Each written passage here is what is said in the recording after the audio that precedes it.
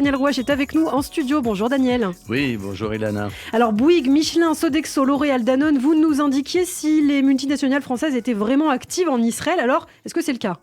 Effectivement, toutes ces entreprises multinationales françaises sont actives en Israël. Elles le sont encore plus depuis les accords d'Abraham. De nombreux groupes français ont l'intention de se rendre en Israël de manière assez massive. Il y a quelques années, donc je réactualise cette étude, j'avais réalisé une étude sur toutes les entreprises du CAC 40 qui sont présentes en Israël. Et le résultat n'était pas fameux, c'est-à-dire 10-12 entreprises multinationales françaises sont très très impliquées en Israël. Ensuite, l'investissement est assez léger. Donc actuellement, les choses sont en train d'évoluer de manière radicale, puisque depuis l'été 2020, de nombreuses entreprises françaises ont un regard nouveau sur Israël. C'est un fait. La personne qui le premier me l'a dit et l'a remarqué, c'est l'ambassadeur de France en Israël, Éric Danon, qui me dit « mais c'est incroyable, on a l'impression qu'il y a quelque chose qui est en train de se dérouler ». Et petit à petit, on a vu les choses évoluer. Depuis les accords d'Abraham qui ont été signés, ces 2 traités de paix entre Israël et les Émirats, d'une part, et entre Israël et le Bahreïn, d'autre part, on voit vraiment une évolution assez forte. Beaucoup de firmes françaises ont au départ été surprises par cette situation. Ensuite, voyant que des pays arabes acceptent de réaliser des affaires avec l'État hébreu, aux yeux du monde entier et non pas en secret, elles acceptent de travailler en Israël sans limite. Ce sera très probablement le cas du groupe Total, qui est presque absent en Israël. Total ne boycotte pas Israël, mais Total a acheté des technologies et des savoir-faire en Israël.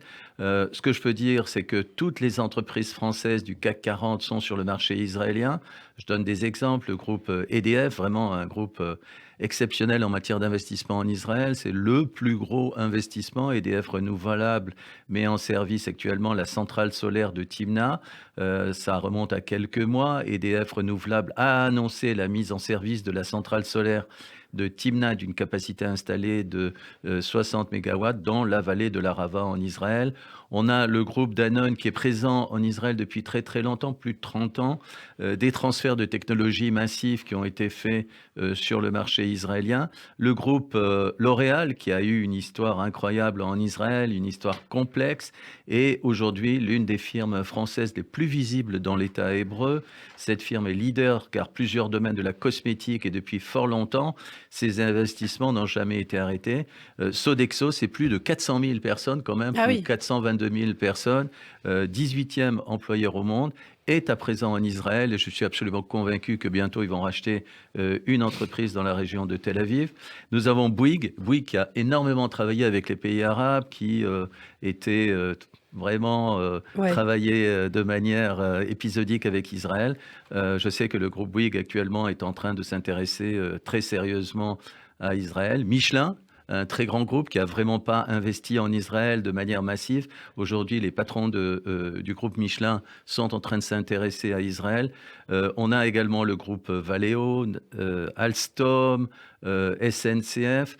Ce qui est très très important, et c'est bien ce que je voulais signaler ce matin sur Radio J, le Moyen-Orient a bien changé depuis les accords d'Abraham, tout le monde le sait. Ce que j'appelle l'effet ketchup est en train de se réaliser. L'effet ketchup, c'est là. Vous retournez une bouteille de ketchup, rien ne se passe durant de longues minutes, et soudain, tout le ketchup arrive en une fois. C'est ce qui est en train de se produire entre la France et Israël. Eh bien, merci beaucoup pour toutes ces précisions. Daniel Rouache, président de la Chambre de commerce Israël-France. Et on a le plaisir de vous retrouver tous les lundis matins sur Radio J.